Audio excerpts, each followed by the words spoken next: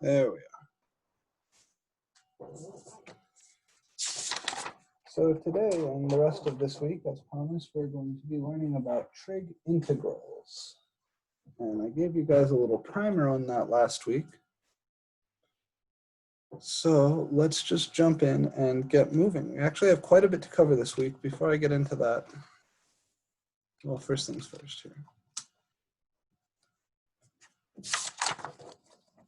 Sun's starting to come up soon. We do this.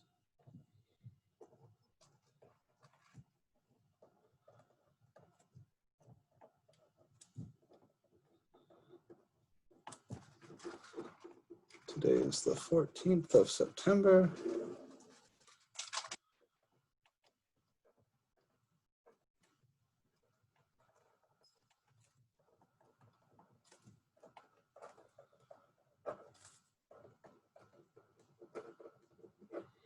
All right, we probably won't get through the full section today. Usually this section takes a couple of days to teach, but we'll see where we land. Before I get into the material itself, I want to talk a little bit about the timeline for the course, because this is the same as yours. Because we're getting close to exam 1, guys. So normally during week 4, that's this week, I would release study guide 1 to help you start getting ready for exam 1. Unfortunately, we're a little bit behind. You see, the section 7.2, I wanted to cover that last week.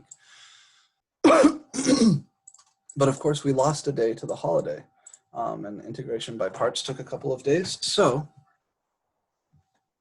close this door. So we're about a half of a week behind.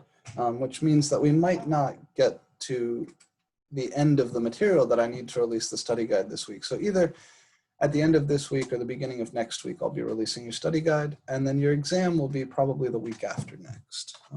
Just to keep that in mind. We talked about prerequisites for trig integrals.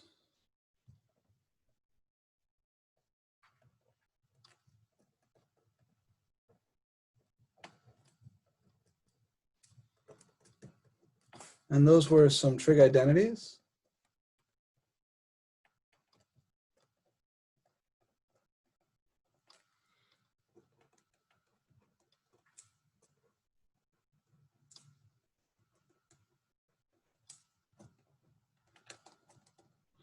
And all the identities that we're going to use in section 7.2 fall into 2 categories. They're either Pythagorean, meaning they are consequences of the Pythagorean theorem, or half double angle identities. So either half angle identities or double angle identities. The Pythagorean identities are the ones that hopefully everybody knows really well.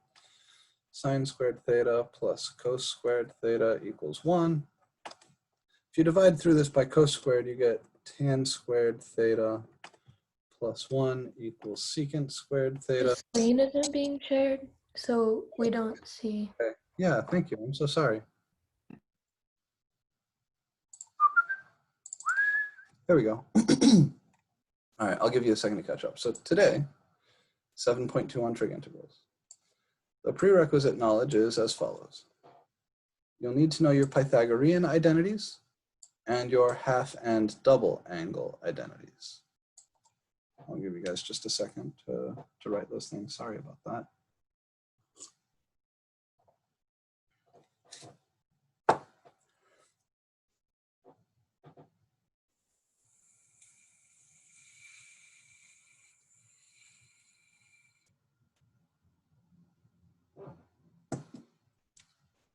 So a Pythagorean identity is an identity that follows from the Pythagorean theorem.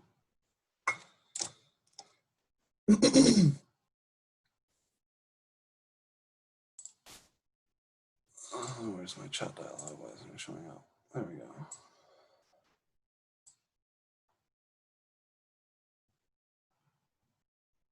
So can we see now? Are things working better? Can you see my hand waving onto the screen, or is it still being weird?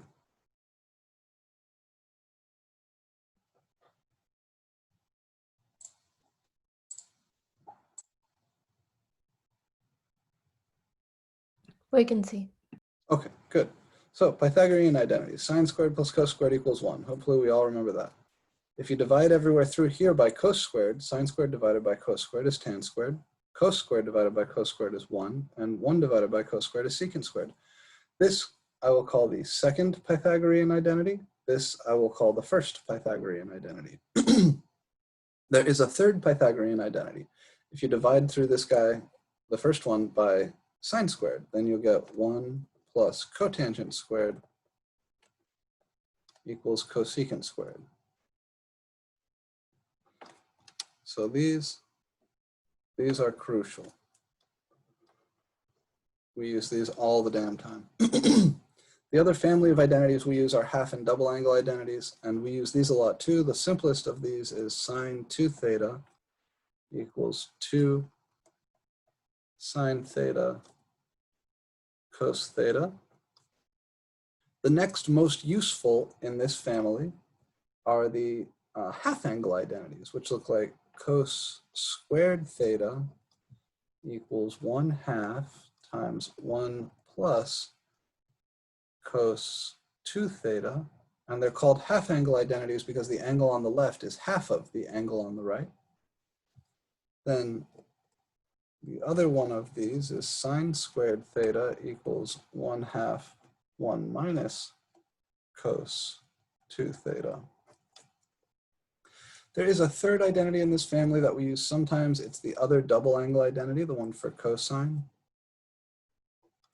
Cos 2 theta is cos squared theta minus sine squared theta, but we don't use that a lot. So really it's the top 3 of those that you must remember. And then there are some basic integrals, right? The integral of sine, the integral of cosine.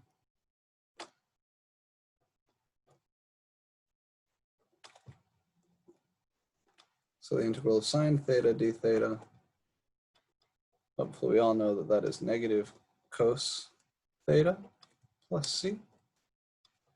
The integral of cos theta d theta, that's sine theta plus c. And then there's 2 other kind of basic trig integrals that I would consider foundational knowledge for this section. One is the integral of tangent.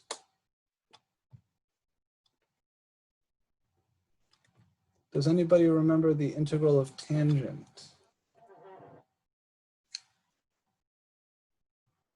Secant squared.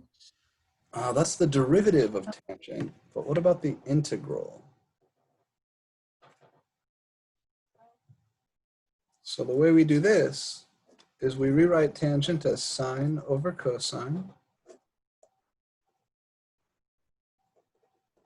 And then we substitute z equals cos theta.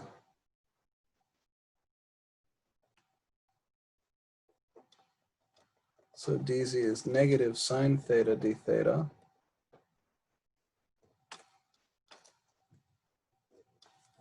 And this guy becomes negative integral 1 over z dz. The sine theta d theta, that's negative dz. And the cos theta downstairs, that's 1 over z. So this is negative natural log absolute value cos theta plus c.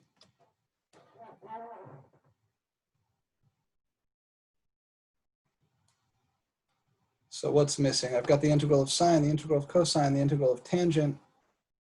We need the integral of secant also. The integral of secant, I'm just going to write it down here because I don't want to clutter the page. It's the natural log of secant theta plus tangent theta plus c. And I'm going to show you how to cook this up. Okay, but these are the things that you absolutely must know in order to get through section 7.2. And most folks, the word memorize, I understand, is a dirty word. Memorizing something is like baking it into your brain without really understanding it. Hopefully you understand these, right? That's the idea. But you must be fluent with them, right? You must have a working knowledge of all these identities and fundamental antiderivatives. This last guy, I would never cook him up as needed, right? I would never go through the process I'm going to show you every time. I've just used it so much that I remember what it is. but you do need to be comfortable with where it comes from. So before we go much further, I'm going to derive star for you. And then we will get into the actual material. So just to be clear, what I'm doing right now is not actual 7.2 material. It's prerequisite knowledge for 7.2. So derivation of item star. The integral of secant theta. This is actually a good 5.5 exercise. A good U sub exercise is I'm going to multiply by something silly here. Think of it as kind of a multiplication by the conjugate trick. It looks a lot like that. You multiply by secant plus tangent over secant plus tangent.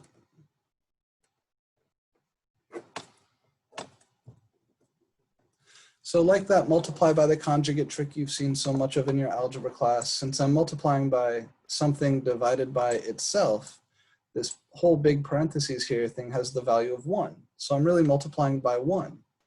So that's kosher. You know, you can always multiply something by 1 without changing its value.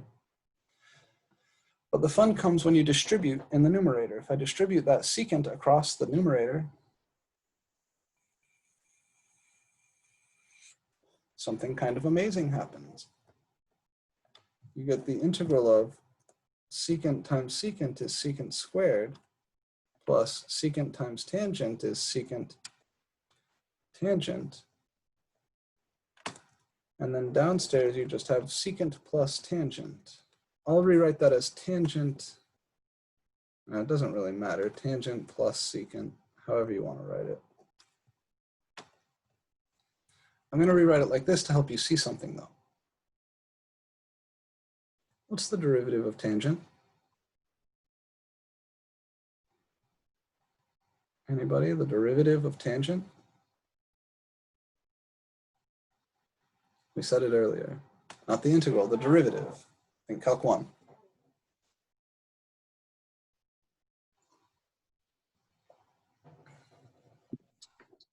Don't scare me like this, guys. What's the derivative of tangent? Secant squared. Thank you. Secant squared. Yeah, yeah. Okay, I know you know this. What's the derivative of secant? Derivative of tangent was secant squared. We can use some lecture logic. The derivative of secant, anybody remember? Isn't it secant tangent? It is. So what's the derivative of the bottom here? The top. Yeah. So now we substitute for the bottom.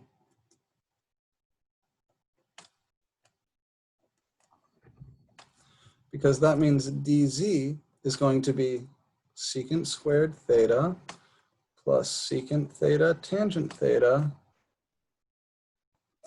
d theta. It's the top. So this is going to be straight up integral 1 over z dz. Isn't that nice? Here's your dz. Here's 1 over z. And what is that? That's the natural log. So this is the natural log of the bottom. You can write it as tangent plus secant or secant plus tangent.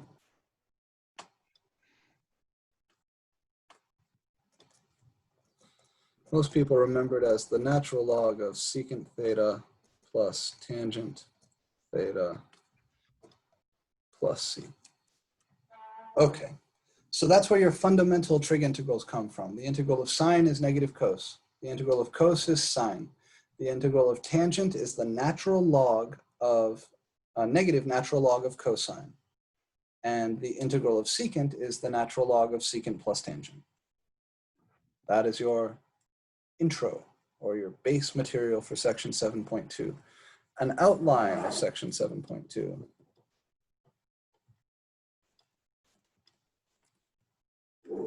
We're going to talk about integrals of the form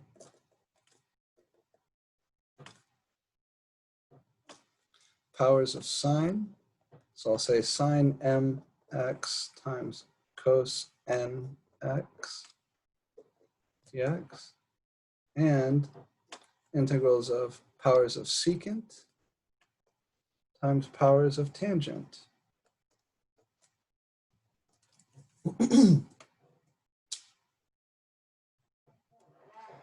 And each of these are going to be broken down into several categories. For the sine times cosine, the categories we'll consider is at least one power is odd,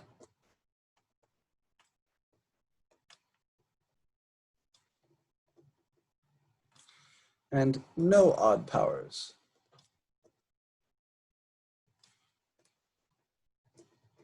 I.e. both are even.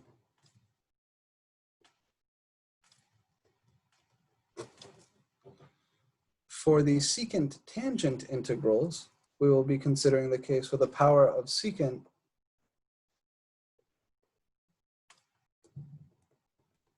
is even the power of tangent is odd,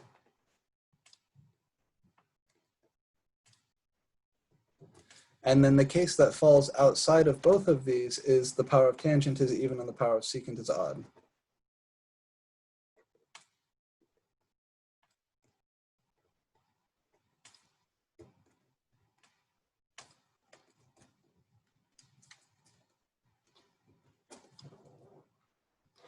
All right, a note, this one is the hard one from the first group.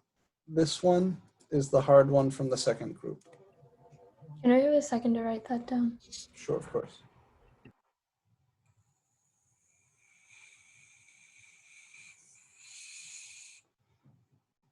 Today, my goal is to get us through all of these and then to introduce these. It's unlikely we'll get through all of these,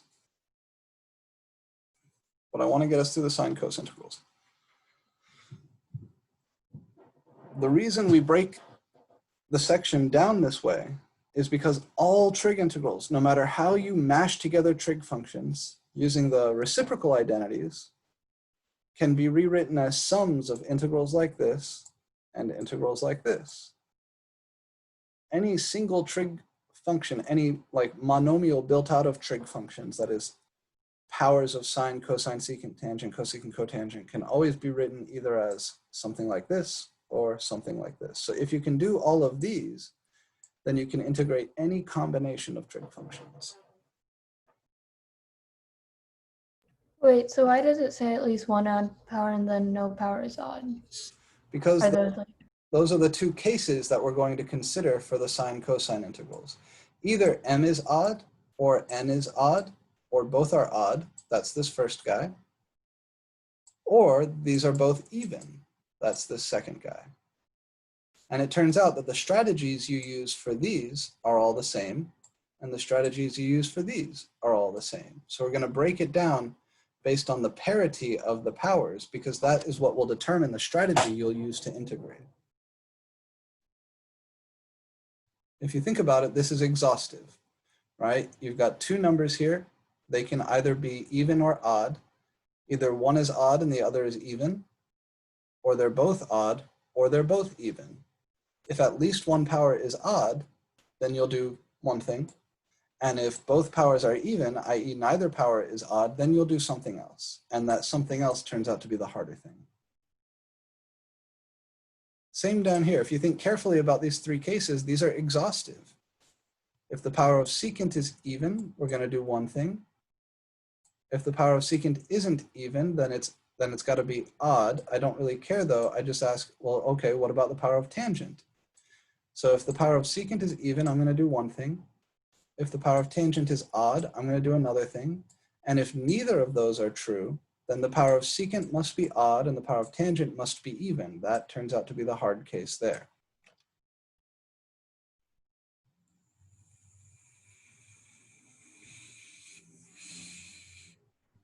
So today, I want to show you how to handle all the sine cosine integrals. Everybody ready to get started? I'm good. Okay.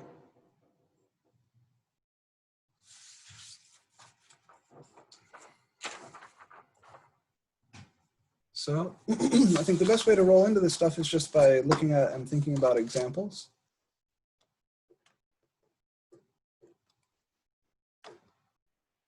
Let's look at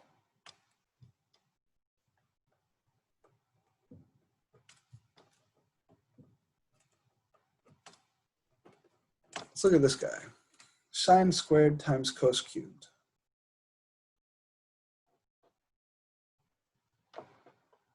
At a glance, it's not at all obvious what to do. So I'm going to give you the first step. Here, the power of sine is even and the power of cosine is odd. So I'm in that first case where one of the powers is odd, right? Or at least one power is odd. That's true here. So this is the nice case.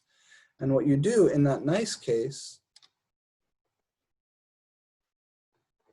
you take one copy of the odd powered function and you set it aside with the differential.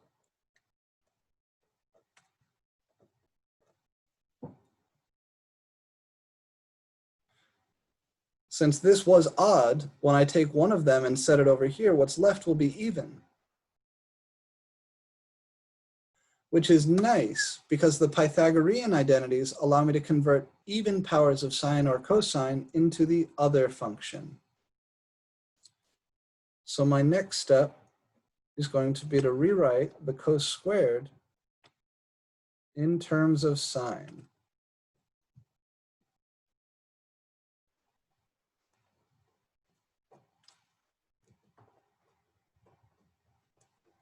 So this is what our first couple steps here look like. I haven't done any calculus.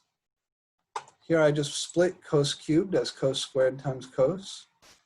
And then I took that cos squared and I rewrote it as 1 minus sine squared using the first Pythagorean identity. Sine squared plus cos squared equals 1, which means cos squared must be 1 minus sine squared. So I rewrite cos squared as 1 minus sine squared. What if I handed you the integral like this? What would you do then? Could you use the Pythagorean identity for sine squared or the double angle? We're ready for some calculus here, actually. We're ready to do a calculus step here. So we've done all the trig identity work that's required. Look at this. This is sine times 1 minus sine, or sine squared times 1 minus sine squared. All this shit involves sine theta, no cosines, right? And right here is exactly what I would need to substitute for sine theta.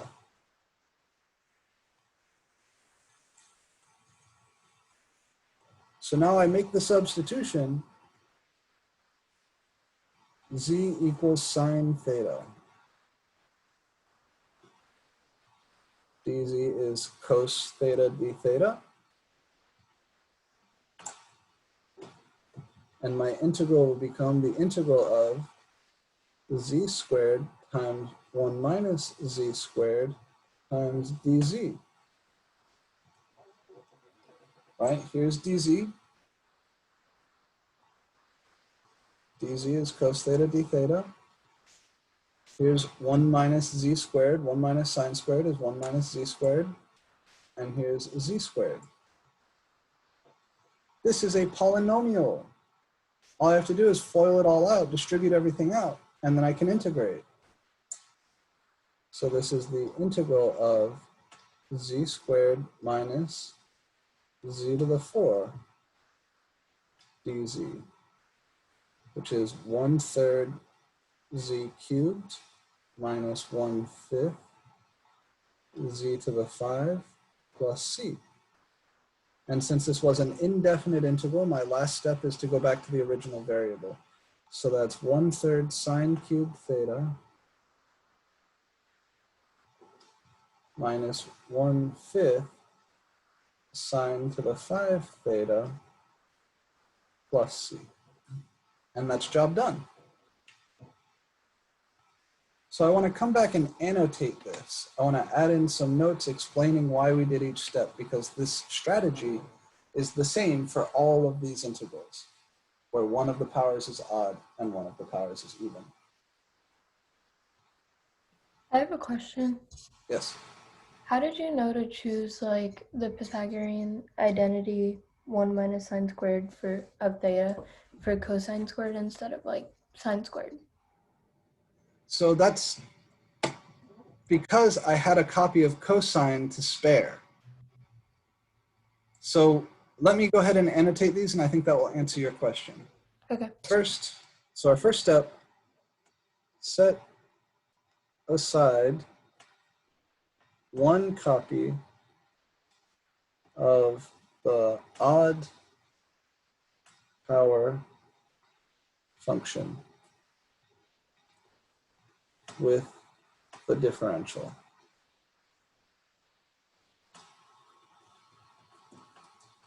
And I'm doing that because I'm thinking, okay, if I've got an extra copy of cosine and I set that aside, then I could substitute, I can use that to substitute for sine theta. If I wanted to substitute for sine theta, then I need a cos theta d theta, because that's what the differential dz would be. So I'm setting this aside because I'm thinking I want to substitute for sine. So we do this to sub for the other function.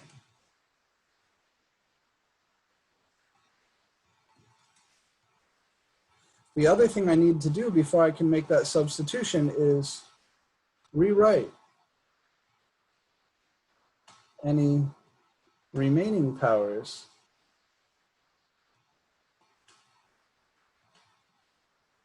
and the remaining powers will always be even because they started with an odd power, and you set one aside, that will always leave an even number here. So you rewrite any remaining powers of the odd powered function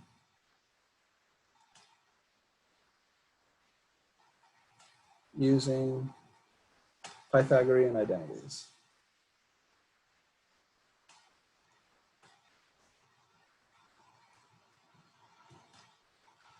So that's what I'm doing here. My odd powered function was cosine. I set one copy of him aside, which leaves me an even power left. Then I rewrite those remaining powers using Pythagoras in terms of the other guy.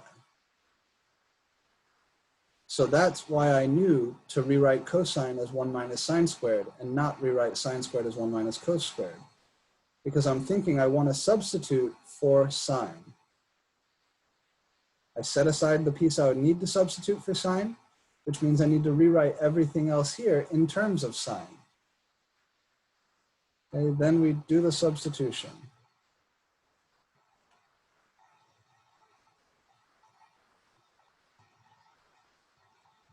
For the even powered function. What remains will be a polynomial. The result should always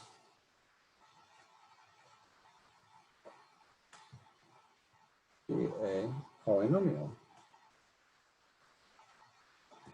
And that's the game. Once you have a polynomial, you win because we know how to integrate polynomials.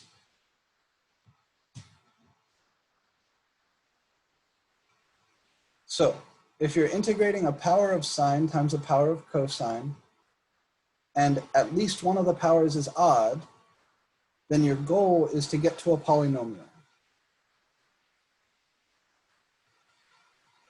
You get to a polynomial using a combination of two things, the Pythagorean identities and u sub. And these are never too bad. Even the worst problems like these aren't too bad.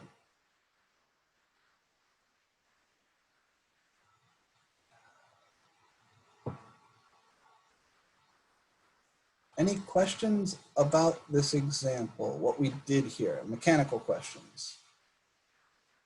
Why did this come out like this? Where did that go? That sort of shit. So I don't have an example, or I don't have a question for the example, but more along the steps. So for step 3, you said do the substitution for the even powered one. So does that mean it's always going to be the opposite one that you have? So for our example, is it always going to be sine, like the given one? So we started around by fucking with cosine, right? Because he had an odd power. You're always going to substitute for the other guy. Is that what you mean? Yes, exactly. Yes. Okay, yeah. So whatever you're going to set one of them over here for by the differential, right? The reason we do that is to substitute for the other guy. So if you set aside a cosine in step 1, you're going to substitute for sine in step 3. If you set aside a sine in step 1, then you're going to substitute for cosine in step 3. Thank you. Cool, yeah, of course, of course. The way that this is written, I'm trying to be as terse as possible here, because sometimes this one's odd, this one's even, sometimes this one's odd, this one's even, sometimes they're both odd. But the basic idea is whatever you set aside in step 1, you're going to substitute for the other one in step 3. You might even want to add that as a note. So a clarifying note.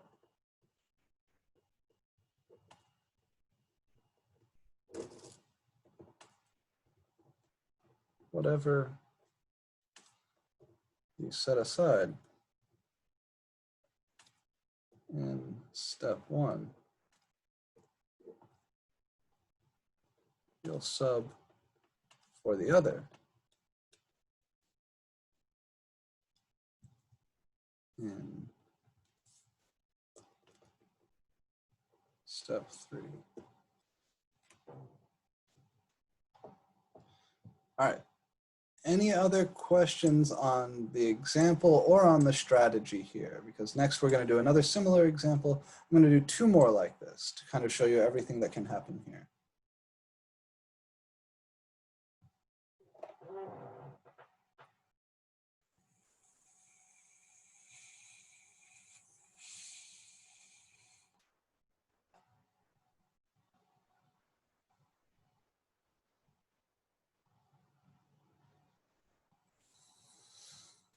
All right, if we're feeling all good, then let's do it.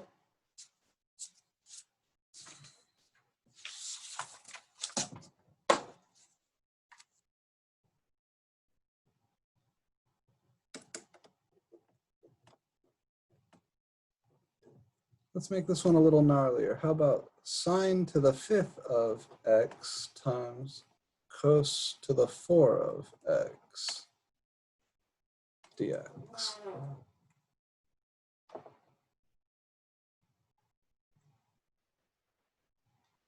So again, I've got an odd power of 1 times an even power of the other. So what is my first step? First, you take out a sine. Right. I'm going to take a copy of sine and set it aside with the differential. So that'll leave me 4 more sines here. I still have 4 copies of cosine here. And then I'll put that sine x that I took away next to dx. So in my head, what am I hoping to substitute for? Cosine. Cosine, right? Because the thing I need to substitute for cosine is sine. I need a copy of him to be soaked up by dz. Before I can do that, though, I need to rewrite everything else as cosines, right? This piece is fine. He'll just be z to the 4, but this piece, he's not fine. So what can I do there? Okay, so everything has to be the same sign. Everything has to be the same. So everything except for this piece? Has to be cosine in this example. Cosines, right. Cool. So I would write sine to the 4 as sine squared of x all squared. And then I've got cos to the 4 of x times sine x dx. Because I need to rewrite this as a cosine using my Pythagorean identity. My Pythagorean identity talks about the relationship between sine squared and cos squared. Doesn't say anything about sine to the 4.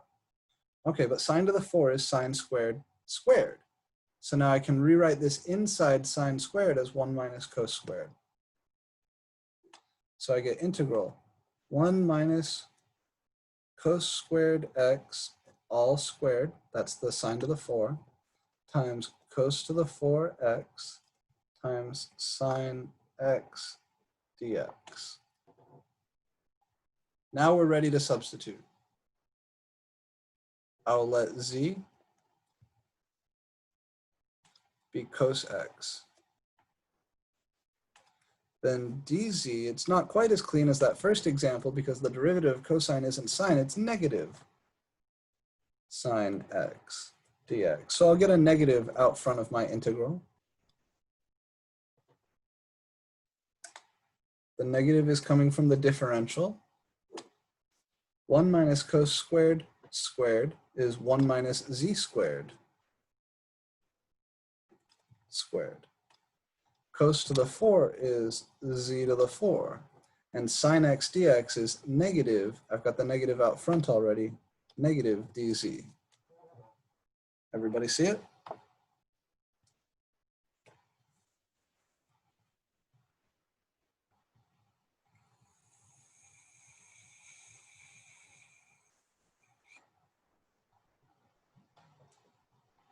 Sine x dx, that's the negative dz.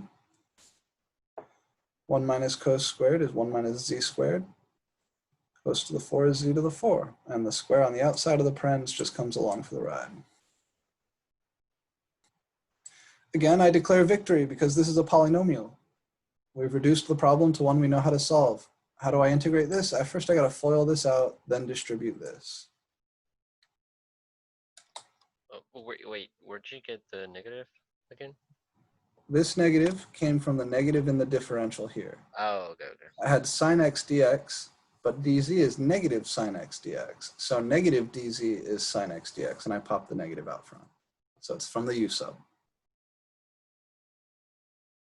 So my next step is going to look like this. I'll distribute that. I'll FOIL this all out. So that's going to be 1 minus 2z squared plus z to the 4 times z to the 4 dz. That's squaring out or FOILing out the 1 minus z squared. And then I distribute the z to the 4. So I'll have z to the 4 minus 2 z to the 6 plus z to the 8 dz. And now I'm ready to integrate. Now I've got a polynomial written out in nice kind of easy standard form. So I can use my power rule. And I'll get negative 1/5 z to the 5 minus 2/7 z to the 7 plus 1/9 z to the 9. And then at this stage, I should start writing my plus c because the integrals are all gone. And then finally, because it's an indefinite integral, I got to write the plus c. I also have to go back to my original variable. I'll distribute this negative at the same time. So I'll get negative 1/5 cos to the 5 of x plus 2/7 cos to the 7 of x minus 1/9 cos to the 9 of x plus c. So in that last step, I did two things. I distributed this negative, so that flipped the sign of all those terms. And I also replaced z by cos x to go back to my original variable. This is about an exam level problem. All right, this is about the level of difficulty you should expect for one of these if it were to show up on the test. Can we all recognize those individual steps? Here's step 1. I set aside a copy of the odd-powered function with the differential. Both of these lines are step 2. I needed 2 lines here to rewrite the remaining powers of my odd function as my even function. To rewrite all of my sines as cosines. Then this and this are step 3. I make the substitution. And the result is indeed a polynomial. So then I just had to do all this normal stuff I do to integrate polynomials.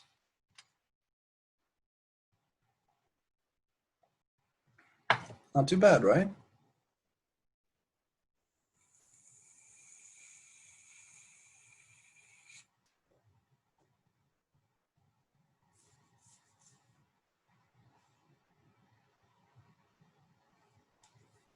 Step 1, step 2, step 3. And then from here, it's easy. From here, we know what to do. If I handed you this in Calc 1, you would know what to do. You just FOIL this out, distribute this, and use your power rule.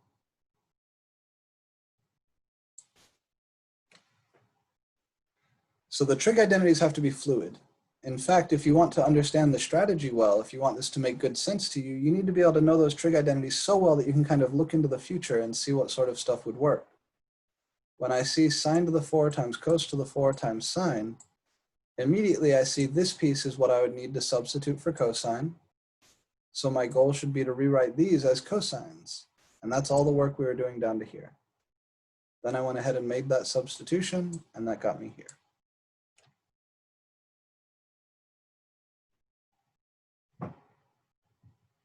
Questions on this?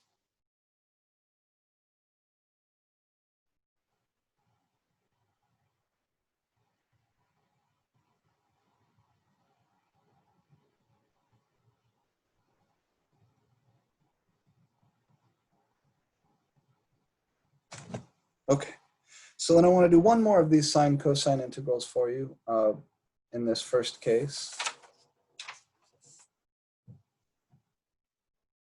And we haven't talked about it explicitly, but what do we do if both powers are odd?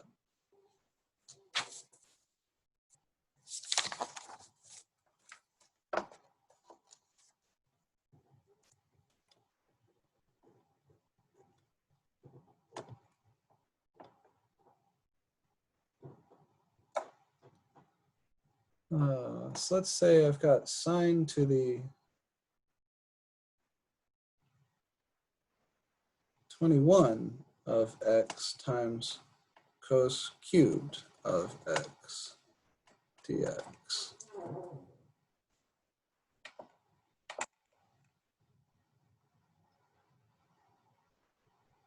Focus, you folk.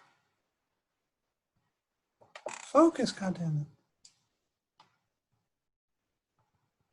I hate this dot cam sometimes. So, because both of the powers are odd, I could play the same game that I played in each of the last two examples with either one of these functions. I could set aside one of these, then rewrite the remaining cosines as sines and substitute for sine. Or I could set aside one of these, rewrite the remaining sines as cosines and substitute for cosine. One of those is a smarter move than the other. Let me show you how I would do this. Wait, Professor, can you repeat what you just said, please? So, because both powers are odd, the game we played in each of the last two examples we could play here. I could set aside one of the cosines with the differential, rewrite the remaining cosines as sines, and then substitute for sine. Or I could set aside one of the sines with the differential. I see. Rewrite the remaining sines as cosines and substitute for cosine. Right. Will work, but one is much, much nicer than the other. So I'm going to show you the nice approach first, and then I'm going to show you the crummy approach and see if we can see why one is nicer than the other. So first, what I'm going to do is set aside one of the cosines.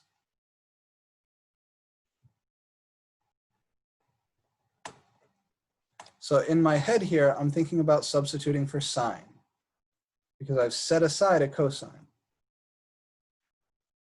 That means I need to rewrite the remaining cosines as sines. So the sine is just hanging out.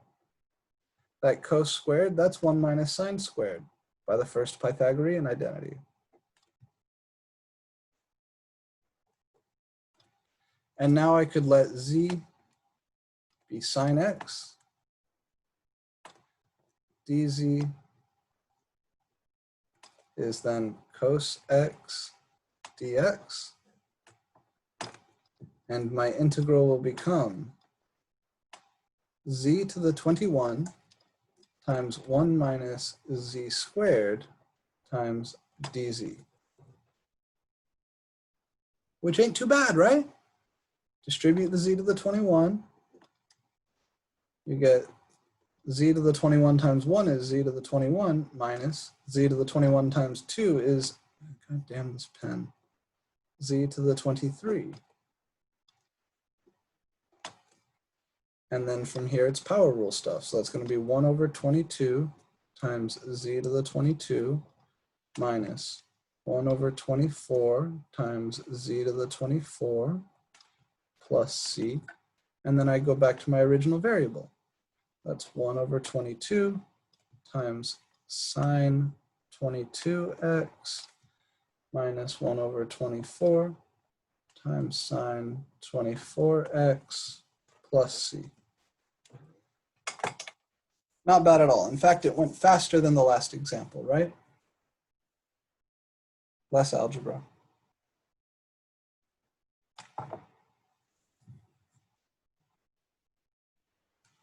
I'll give you a minute to write.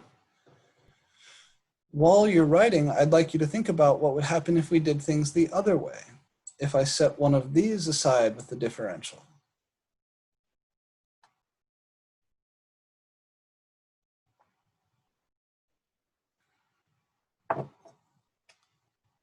So I'm going to split my paper down the middle and show you the other possible approach.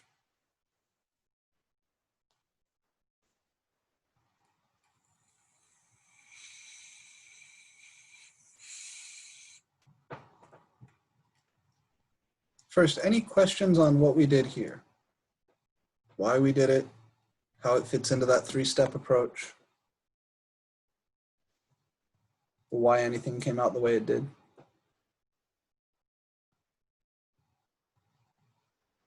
No, this one actually makes sense to me. Like this is a good. This is good. Good, okay. So let's see what happens if we choose to go the other way. So an alternate attack would look like this. I'm going to set one of the sines aside. So I'll be left with 20 copies of sine. Still have my 3 copies of cos. And then I've got sine x dx at the end.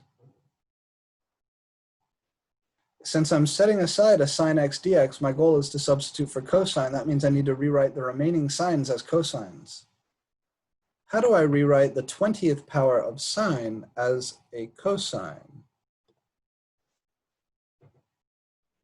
Well, I know that sine squared to the 10th. Yeah, Or- good. I know I need to write it as a power of sine squared first, because sine squared is the thing that's related to cosine by the Pythagorean identity. So this is sine squared to the 10 times cos cubed times sine dx. And now that sine squared is 1 minus cos squared.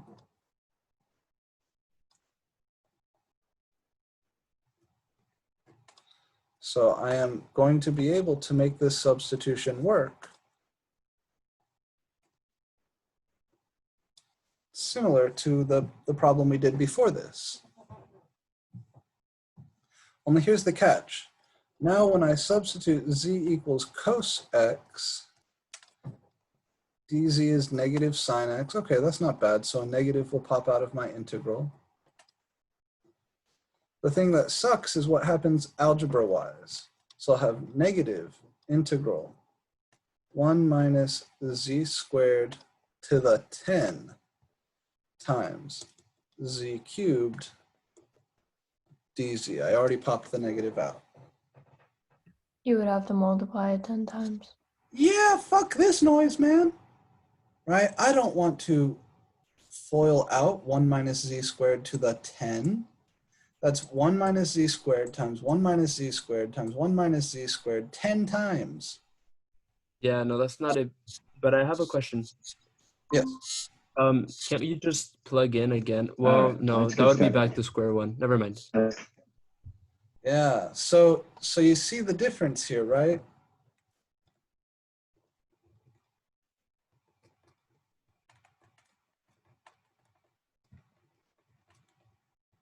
Fuck this noise.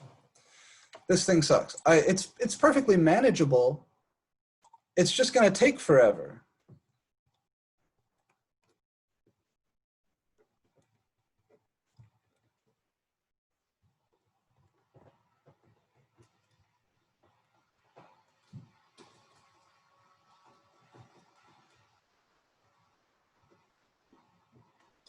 It'll take a while. You could use your binomial theorem if you remember it, and that can help you. but it's not going to let you write things neatly. You're definitely not going to get an answer that fits in this sort of space, right? You'd get an answer that has 10 terms in it. It would be equivalent to this under certain trig identities, but it's going to be a mess. It's going to be horrible. It's not going to be fun, and it's definitely not going to be fast. So we've covered all the possibilities in the first case of the sine cosine integrals, where at least one of the powers is odd. What does at least one of the powers odd means? Well, it means either the power of sine is odd and the power of cos is even, or the power of cos is odd, the power of sine is even. In those cases, there's no choice. You have to take a copy of the odd guy, set him aside with the differential, and then substitute for the other. That's the only way to proceed. But if they're both odd, like here, the power of sine is odd and the power of cos is odd, then you have a choice. You can set aside a copy of cosine and try to substitute for sine, or you can set aside a copy of sine and try to substitute for cosine. What makes this shitty and this nice is that here I'm substituting for the large power. Here I'm substituting for the small power. So if both the powers of sine and cosine are odd, then you're going to want to run that three-step process. That's still the attack. But you want to choose to substitute for the larger guy, which means you're going to set aside a copy of the smaller guy in step one. So in the nice case for the sine and cosine integrals, where one power, at least one of the powers is odd, if you happen to fall into this where both powers are odd, set aside a copy of the smaller powered guy and substitute for the larger powered guy. You can go either way. And I'm going to give you at least one problem on your homework where you could go either way. I'm not going to make it as dramatic as this, right? I'm not going to make it like 21 and 3, maybe like 7 and 5 or 5 and 3, something like that. And you'll see that if you do it this way, things will be much faster than if you do it this way. But both ways will work. Questions on this last example of the first type of sine cosine integrals?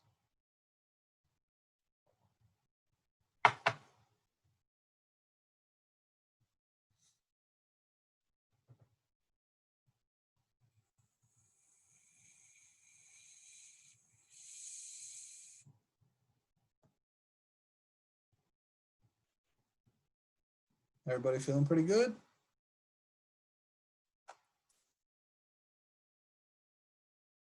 Going once, going twice. All right, sold. So if there is an odd power in your sine cosine integral, you now know what to do. But what if there isn't an odd power?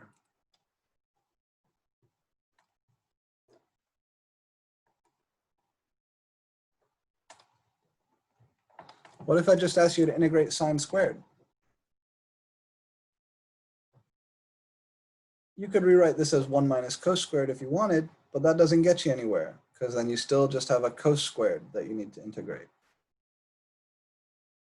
This is why we have that other family of identities, the double and half angle identities. So if there is no odd power, if you just have even powers, here the power of sine is 2, the power of cosine is even, it's 0. Then you need to use the half angle identities. Sine squared, remember from that first page, is 1 minus cos 2 theta.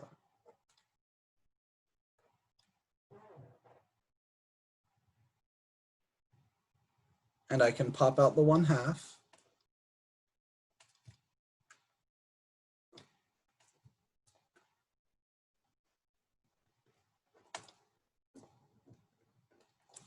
And now this is actually a very easy integral.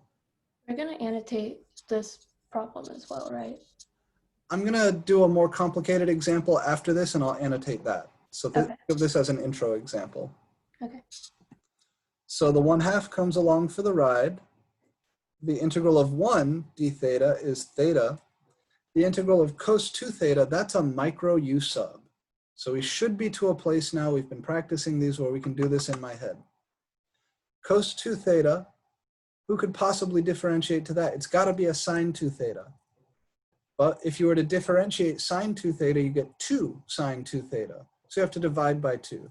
So the integral of cos 2 theta is sine 2 theta over 2, where the over 2, the 1/2 there, is coming from a little micro u sub.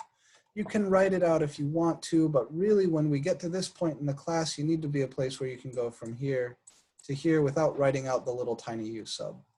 All right, it takes up too much time to do all that shit every time. So if you want to, a little annotation that might be worth putting in here. We know that the integral of sine m theta d theta is negative cos m theta over m plus c, and integral of cos m theta d theta is sine m theta over m plus c. These are micro u subs that we need to be comfy with at this point. So I did my best to warn you guys that we need to be fluid with these at some time. Now is the time. All right, this is kind of the easiest case where you've got just even powers. You're either like looking at just sine squared or just cos squared. But to illustrate the technique in general, I want to look at something a little bit more complicated. Of course, integrating cos squared would go the same way. You would rewrite that using his half angle identity, which is 1/2 1 plus cos 2 theta. So if this was a cos squared, the only difference is this would be a plus. And yeah, that's it.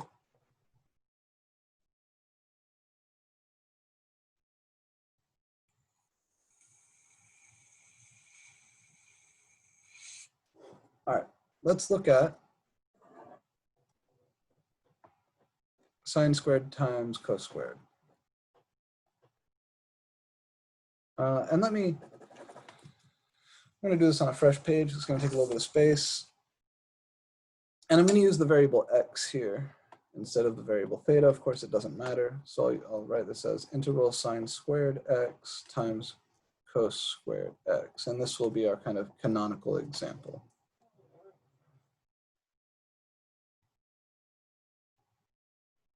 Okay. What we do here is we rewrite each of these using their own half angle identities. So sine squared x is 1/2 times 1 minus cos of 2x. And cos squared x is 1/2 times 1 plus cos of 2x.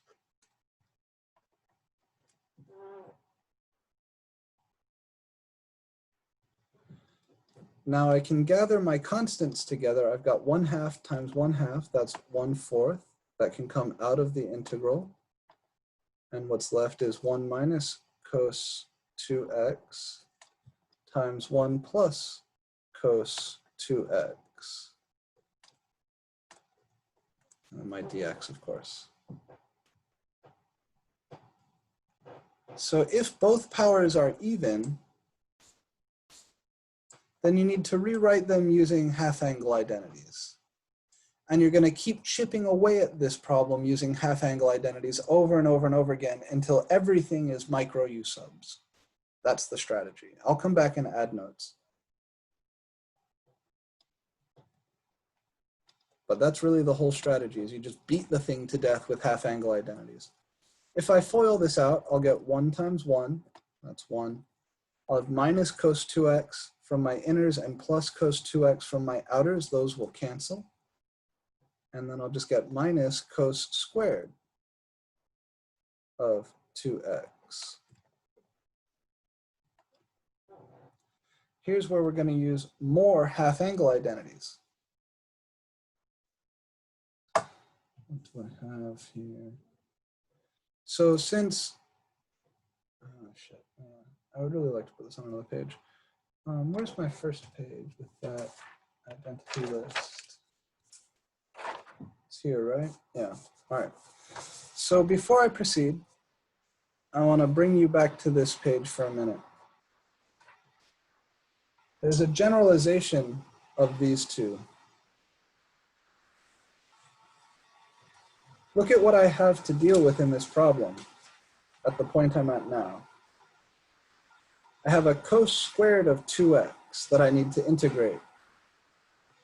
Cos squared of theta is 1/2 times 1 plus cos 2 theta.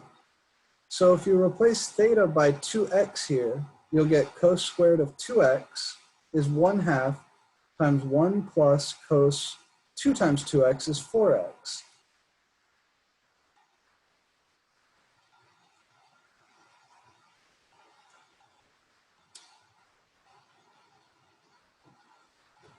And this is a thing that you'll have to do from time to time in these even-powered integrals. You'll come back to these half-angle identities and come up with different versions of them to suit whatever it is that you're looking at. So before I can proceed, I still can't do this integral. Cos squared of 2x, that's not a micro u sub because of the square. Just like how sine squared theta required some work, cos squared of 2x requires some work. And the thing that allows us to do it is this. So this version of this half-angle identity. And the way I get this from this is just by plugging in 2x for theta. So cos squared of 2x is 1/2 times 1 plus cos of 2 times 2x. 2 times 2x is 4x. Everybody seeing where this comes from? It's a little sneaky.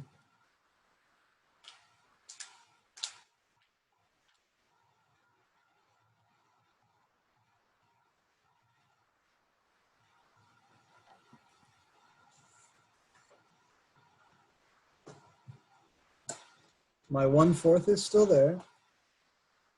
Integral of 1 minus, and now what is cos squared of 2x? Well, cos squared of anything is 1/2 times 1 plus cos of double that thing. The double of 2x is 4x.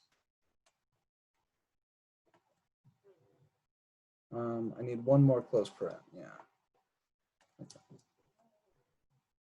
The big closed paren at the end closes the big open paren at the start.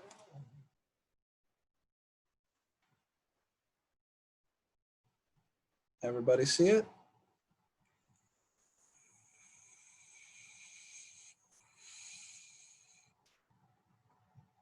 Now I can distribute this 1/2,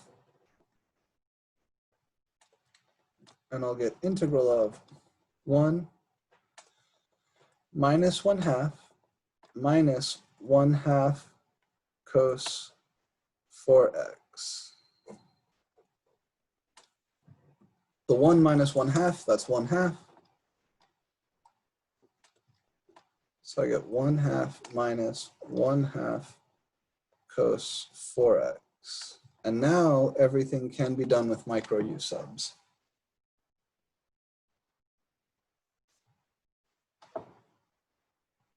These guys came together to make this. They're both constants, so I can put them together. They are like terms. And then this piece here is this piece here. And I'll integrate him using a micro u sub. I'll integrate him using my regular polynomial rules. The 1/4 out front stays. The integral of 1/2 dx is 1/2 x minus this 1/2 comes along for the ride, and the integral of cos 4x is sine 4x over 4.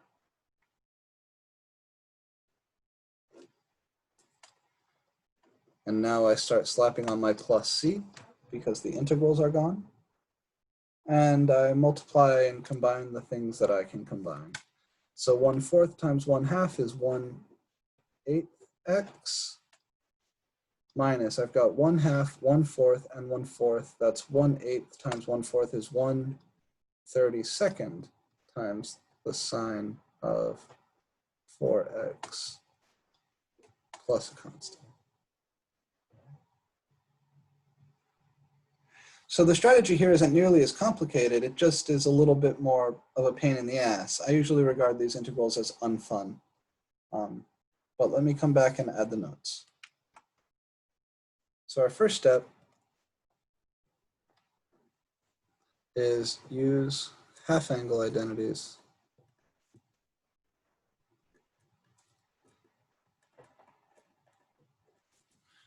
on the even powers.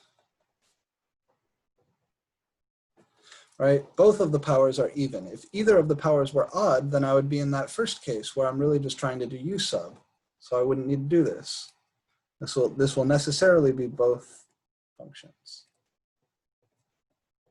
Because if there were an odd power, I would be doing the odd power game, not the even power game. And then sometimes you'll need to use those half angles again. So you use a modified half angle to get rid of any remaining powers.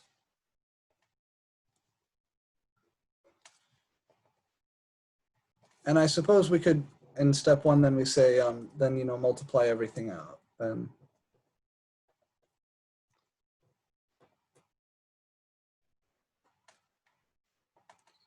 or simplify. Sometimes, like on the sine squared integral alone that we saw, step one, after that, you're done. You just use micro u subs. But if there are any remaining powers, like there were here, then you'll use modified half angle identities to get rid of those. Sorry, my pen died here. Get rid of those. So you want to get rid of any remaining powers. Eventually, you'll get to a place like this. Finish up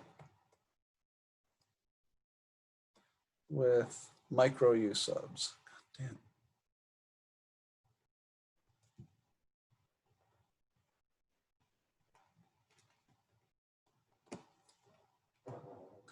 Right, that's really the strategy here. So if both powers are even, if there are no odd powers, then you begin by using half angle identities everywhere. Then you multiply everything out and simplify. So this is our step one. We've multiplied everything out. We used half angle identities, then multiplied everything out and simplified as much as we could. What we notice is that there's still an even power left. God damn it. Okay, so I need a modified half angle identity to get rid of any of those remaining powers. I'll be happy when all the powers are gone. All right, well, what is cos squared of 2x? Cos squared theta is 1/2 1 plus cos 2 theta. So cos squared 2x is 1/2 1 plus cos 4x. This will always be double this, or in other words, this is always half of this. So I go from cos squared of 2x to some stuff that doesn't have any powers, but involves the cosine of 4x. But that's okay, I don't mind that. I just need to get rid of the powers. Then I distribute the 1/2 and clean everything up. So you could again say here, you know, now multiply out and simplify.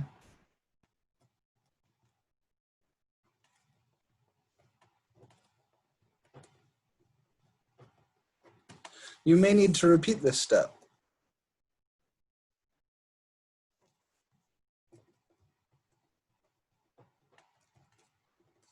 If there are any more powers.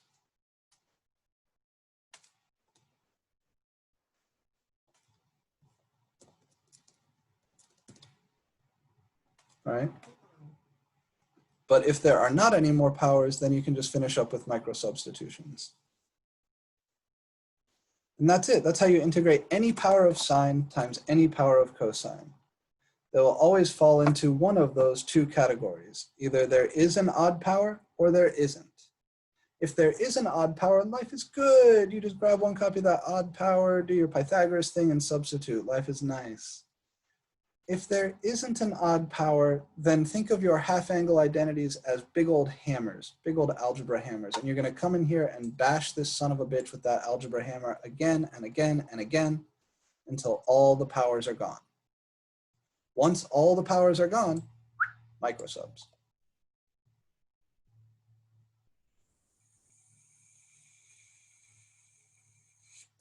Not too bad.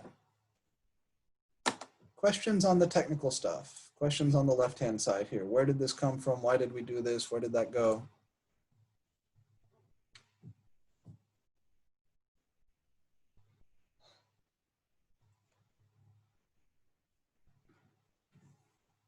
For where it says number 2, what does it say at the very end?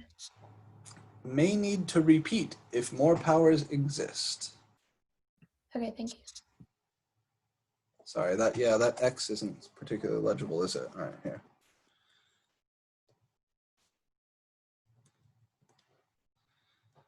Yeah, if there are still powers of sine or cosine floating around, they will necessarily be even. It's just the nature of the algebra here.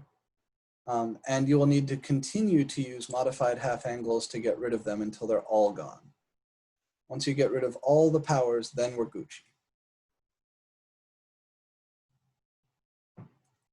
If this was like sine to the 4 times cos squared, then I would have this whole thing squared times this, which would mean I would end up with an extra power here. I would have like a cosine squared and a cos to the 4. And I would have to keep breaking that down using half angle identities. So the strategy for the even powers is kind of simple, but it's also kind of a pain in the ass to go through. It's simple in the sense that you only ever do one thing. You just keep using half angle identities. It's a pain in the ass in that, you know, you keep doing that one thing sometimes. Sometimes it takes a few loops through this step 2 in order to get where you need to be. You can declare victory once you get to a stage like this where there are no powers left. Then you distribute everything, combine your like terms, and integrate. I'm going to move over to the textbook for a minute now, if that's okay. Anybody need a second longer here?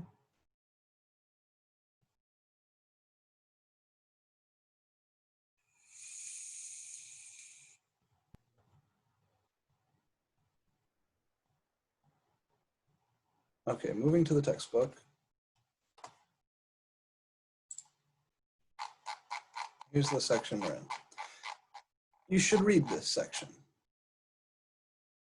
All right, they're going to show you how to do a handful of these. They've got examples here that I did not do. All right, there's always just more examples in the book, and you should read those. They outline these strategies very explicitly. So if the power of cosine is odd, then you can write it like this, blah, blah, blah, substitute for sine. If the power of sine is odd, then blah, blah, blah, substitute for cosine. All right, so if either of the powers is odd, you're going to set one of the odd powered guys aside with the differential and rewrite the remaining even powers in terms of the other function, then substitute for that other function. If both of the powers are even, then you beat the things to death with this identity. That's all. Or with these identities. So that's what we talked about today. The next bit of section 7.2 talks about secant tangent integrals. The reason the nice guys here, the odd powered guys and the sine and cosines work out so cleanly is because the derivative of sine is cosine. So you can set a cosine across here to substitute for sine. And the derivative of cosine, it's not exactly sine, but it's negative sine. It's close enough. What makes this stuff work is that sine and cosine are pretty much derivatives of each other. Secant and tangent aren't that nice. The derivative of secant is not tangent. The derivative of tangent is not secant. But something somewhat similar is true, right? The derivative of tangent isn't secant, it's secant squared. And the derivative of secant isn't tangent, it's secant tangent. So if the power of secant is even, then you can try substituting for tangent. The substitution will eat up 2 of these powers, leaving an even number of them left. And then you can use Pythagoras to rewrite that even number of secants as tangents, and then you'll get a polynomial. If the power of tangent is odd, then you can try substituting for secant. You can set one copy of secant and one copy of tangent aside. Rewrite the remaining powers of tangent, which will necessarily be even, as secants, and substitute for secant. And that works out really nicely. Now that only works if the power of secant is even or if the power of tangent is odd. Turns out that's not everything. What if the power of secant is odd, so you're not in this case, and the power of tangent is even? Then you're not in this case either. One integral like that which we have seen is the integral of secant cubed. The power of tangent there is 0, which is even. The power of secant there is 3, which is odd. And as we saw last week, that required integration by parts. It was a looping integral. So next time we're going to talk about secant tangent integrals. These are mostly nice. If the power of tangent is odd, it's nice. If the power of secant is even, it's nice. If neither of those things are true, strap on your big boy pants. Because we're using, they say, a little ingenuity. The truth is you'll need integration by parts and some trig identities, and those will end up being looping integrals. So next time we're going to talk about the secant tangent integrals. I'll have your homework open today. If you need more time on homework 3, please submit an extension request in WebAssign. I'll be going through and clearing those out in the next few minutes just before I release your new homework. But please do try to get the old homework wrapped up because this week's tends to be a tough week for people. I know it's a sad fact, but it's a fact that trigonometry here at Santa Fe is not good. I've resisted the urge to say that in the past, but I know it to be true. So you need to know your trig identities, right? The very first thing we did today, those list of prerequisite materials for this section, you must master those. After this section, these are not going away. You see the next section in the textbook is titled trig sub, which is where we take integrals that don't have trig functions in them, and then we turn them into integrals that do have trig functions. So you'll take something like this and turn it into something like this. So these trig integrals are very much not going away. Not only do they exist in this section, they exist in the next section. And we will be using them in the following 2 sections after that. So of all the material that shows up on exam 1, the place that usually hurts people the most is trigonometry. Make sure you know your trig identities. Make sure you know the definitions of the trig functions. If we're doing definite integrals, you also must know your unit circle. And there's no excuse for not having that stuff readily available in the front of your brain. There are no formula sheets. There are no calculators you're allowed to use that will get you around these things. So you got to know those things. So make sure you know those things. So take this week's homework very seriously. Don't rely on formula sheets. If you do find yourself relying on formulas or looking them up, write the formula down on its own every time before you use it. If you do that, you will remember them eventually. And you'll start to see which formulas are used. You'll start to develop an intuition. You'll get good at it. But you must practice. And you must practice kind of honestly, you know. So please do that. If you need more time on last week's homework, submit an extension request. I do have an office hour this afternoon. I'm sorry, last Friday I got called into a bunch of department meetings. But I will have an office hour today, my normal time for Mondays. And yeah, that is it. That is it for today. So I hope you guys have a lovely rest of your day. If you want to chat about specific problems, come see me in office hours. If you need more time on last week's homework, submit an extension request, and then watch for this week's homework to drop a little bit later in the day today. All right? Let me see here. There's a question in the chat. Brian is asking if there's a sign error somewhere. Brian, are you thinking here? We can't see your screen, Professor. Oh, sorry. Let me turn the share back on. Were you thinking here, Brian? Did he bounce? It was with 1/2 and then in the brackets theta minus sine 2 theta over 2. Theta minus. The example before the last. Here? Yeah. So is the -2 theta, wouldn't that just be a positive sine? The half angle 1/2. introduces this minus sign, right? Sine squared theta is 1/2 1 minus cos 2 theta. And then the integral of cos 2 theta is sine 2 theta over 2. So when you integrate a cosine, you get positive sine. So this minus comes along from this minus. Does that make sense? But the derivative of negative cosine is positive sine. But we're not differentiating, we're integrating. Right? So the integral of positive cosine is positive sine. And this minus, Okay, yeah, this minus. yeah. Yeah, it's okay. So it's the other way around when you're integrating, right? The cosines stay the same and sines flip. So because we're doing an integral here rather than a derivative, this is correct. Any other stuff like that that we want to clarify before we head out?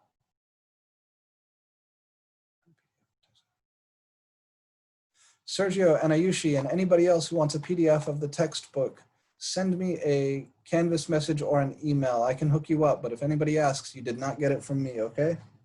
You got it, Professor. Thank you so much. All right, yeah, the PDF is good. It's important. It's much better than the ebook on WebAssign. You guys paid for an ebook on WebAssign, so I don't have a problem doing it.